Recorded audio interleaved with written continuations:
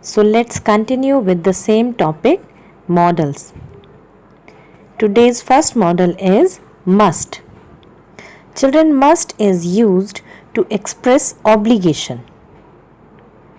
For example, one must follow the rules of the society. You have some moral duty and obligation towards the society and you have to follow the rules of it.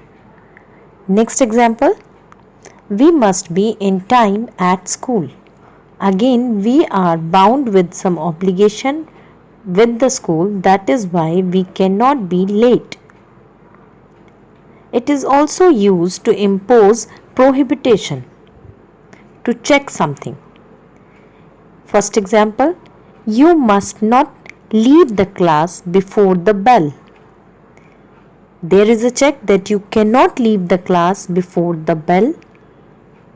Second, you must not disobey your parents. One should not disobey one's parents. Here is a check for disobeying them. Therefore, we have used here must. Next modal is ought to. Children, ought to is used to express moral bindings.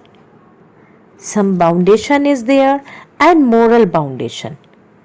For example, you ought to help poor and needy. It is not hard and fast and necessary, but this is your moral duty to help poor and needy people. Next is we ought to protect our national monuments. Again, there is no rule, but still we have to protect it. Here is moral binding, therefore we are using ought to. Next is ought to is also used to express necessity. See the examples for more clarification. We ought to buy a cupboard. We need a cupboard and that's why we ought to buy it. Next is you ought to go to the bank. In this sentence there is a necessity to go to the bank. Third one, they ought to practice hard for the match. If they want to win the match, there is a necessity to hard practice. Therefore, ought to is used here. Our next modal is used to. Children, used to is used to show past habits which has been discontinued. For example, she used to learn yoga. This sentence means earlier in few years back or few time back she used to learn yoga. Now she is not learning. Now the next, Edison used to be a slow learner when he was a child. In his childhood, Edison was a slow learner. Used to show the habitual action of Edison and in the previous sentence of the girl.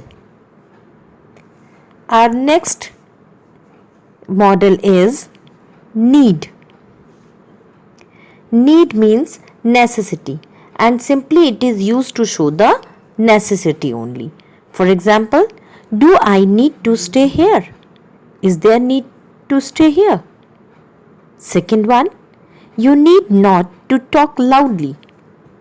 Again, there is not necessary that you talk now loudly. Next, she need not to fill the form again. No necessity to fill the form again.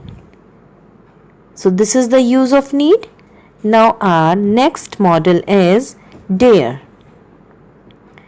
Dare is used to be bold and courageous. For example, how dare you call me names? You cannot talk with me with using bad language. Next one, I won't dare go to the forest at night. Means I am bold and courageous to go to the forest at any time. Here are some more use of dare. Dare is also used to imply a challenge. For example, I dare you to climb this tree. I am challenging you that you cannot climb this tree. Here the sense of dare is negative. Next example, I dare you to sleep alone in the house. Again, I am challenging you in the sentence that you cannot sleep alone. And if you, then go and sleep. So children, this is all from the models. We have completed here with all the models. Do revise this again and again at home. Thank you.